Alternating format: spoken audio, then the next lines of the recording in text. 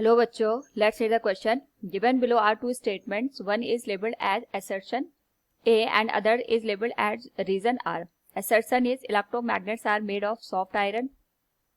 Reason, soft iron has high permeability and low retentivity. In the light of our statement, choose the most appropriate answer from the options given below. A is not the correct but R is correct. B, both A and R are correct and R is the correct explanation of A.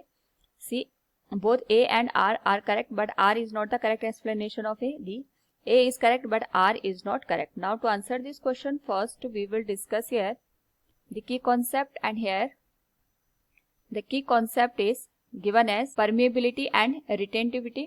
Permeability को अगर हम यहाँ पे understand करें तो इसका मतलब ये होता है कि हमारे पास कोई भी मटेरियल है, अगर हम उसको मैग्नेटिक फील्ड में रख देते हैं तो जो ये हमने यहाँ पे एक्सटर्नल फील्ड रखा है, इस एक्सटर्नल फील्ड के करस्पॉन्डिंग जो हमने यहाँ पे मटेरियल रखा है, चाहे हम आयरन रख दें या कोई भी फेरो मैग्नेटिक मटेरियल रख दें, तो यहाँ पे हमारे पास जो हमने मटेरियल मैग्नेटिक फील्ड में रखा है वो कितने जल्दी अपने आप के यहाँ पे मैग्नेटिक फील्ड के करस्पॉन्डिंग अलाइन कर पाता है। तो जितना जल्दी ये यहाँ पे मैग्नेटिक फील्ड के करस्पॉन्डिंग खुद को अलाइन करेगा, उस पर्टिकुलर केस में हम ये कहेंगे कि हमारे पास जो मटेरियल है वो हाईली परमेबल है, यानी मैग्नेटिक फील्ड को अपने अंदर से यहाँ पे परमिट होने देता है। या फिर हम इस तरीके से इसको अंडरस्टैंड कर सकते हैं कि हमारे पास जो ये मटेरियल हमने मैग्नेटिक फील्ड में रखा है, इसके जो यहाँ पे डाइपोल मोमेंट है वो इजीली एक्सटर्नल फील्ड के करस्पॉन्डिंग अपने आप को अलाइन कर देते हैं।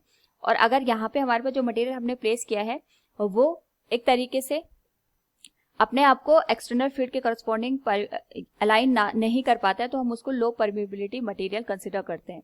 दूसरा हम यहाँ पे बात करते हैं रिटेंटिविटी का।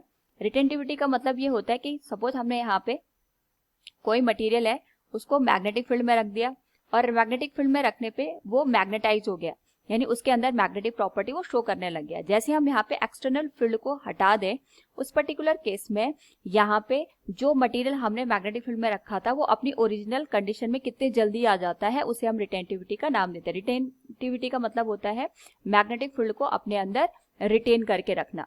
तो यहाँ पे अगर मैग्नेटिक फील्ड हटाने के बाद भी उस मटेरियल के अंदर मैग्नेटिक प्रॉपर्टी शो होती है, तो इसका मतलब वो हाईली रिटेंटिविटी को शो करता है। और एक्सटर्नल फील्ड हटाने पे हमारे पास इजीली वो अपनी ओरिजिनल कंडीशन में आ जाता है, यानी उसके अंदर की मैग्नेटिक प्रॉपर्टी खत्म हो जाती है। उस केस में हम ये कहते हैं कि हमारे पास यहाँ पे जो मटेरियल है वो लो रिटेंटिविटी को शो कर रहा है। क्वेश्चन में यहाँ पे हमारे पास पूछा गया है electromagnets are made of the soft iron, it is correct one. Electromagnet का मतलब ये होता है हमारे पास यहाँ पे कुछ मटेरियल ऐसे होते हैं जिनसे हम इलेक्ट्रिसिटी यहाँ पे फ्लो करवाते हैं। सपोज मैंने ये आयरन बार ले लिया और इसके करस्पॉन्डिंग यहाँ पे सोलेनॉइड को कनेक्ट कर दिया इसके सराउंडिंग में, और अगर हम यहाँ पे इस सोलेनॉइड में या इस वायर में करंट को फ्लो करवाते हैं तो जो सोलेनॉइड है ये यहाँ पे मैग्नेटिक फील्ड जनरेट करेगा ड्यू टू इलेक्ट्रिक जो हमने यहाँ पे करंट फ्लो करवाई है। और उस मैग्नेटिक फील्ड की वजह से जो ये आयरन बार हमने यहाँ पे रखी है या हमने आयरन मटेरियल इसके अंदर प्लेस किया है उसमें मैग्नेटिक प्रॉपर्टी शो करेगा। तो इस तरीके का जो मटेरियल है, इस तरीके का जो सिस्टम है, इसको हम इलेक्ट्रोमैग्नेट का नाम देते हैं। तो जनरली हमारे पास जो इलेक्ट्रोमैग्नेट बने होते हैं ये हम सॉफ्ट आयरन का बनाते हैं। सॉफ्ट आयरन का इसलिए बनाते हैं क्योंकि हमारे पास यहाँ पे जो सॉफ्ट आयरन है ये हाई परमिएबिलिटी को सोव करता है। हाई परमिएबिलिटी का मतलब ये हो गया कि जैसे हम इसको यहाँ पे एक्सटर्नल फील्ड में प्लेस करेंगे तो इसके अंदर के जो डाइपोल मोमेंट है वो इजीली एक्सटर्नल फील्ड के करस्पॉन्डिंग अपने आप को अलाइन कर देता है। जैसे हमने यहाँ पे आयरन बार रखा तो जैसे ही यहाँ पे हम इस सोलेनॉइड के थ्रू करंट पास करेंगे उसमें एक एक्सटर्नल हमारे पास फील्ड जनरेट होगा उस करंट की वजह से, और उस फील्ड के करस्पॉन्डिंग जो ये आयरन बार है इसके जो मैग्नेटिक मोमेंट होंगे ये अपने आप को इजीली अलाइन कर देते हैं इन सॉफ्ट आयरन।